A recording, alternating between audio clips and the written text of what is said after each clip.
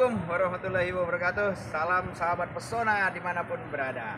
Alhamdulillah hari ini kita berada di Aceh dan akan kembali ke Bukit Tinggi.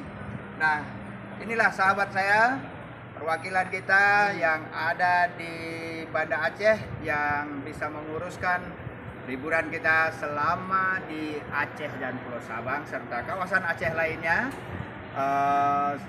Jangan risau, ini orang yang terbaik ya dalam pengurusan apa. Oke teman-teman sahabat pesona yang datang sendiri, berdua, bertiga atau dengan rombongan, jangan lupa ada pesona jejak wisata di Banda Aceh bersama sahabat kita Bang Zul.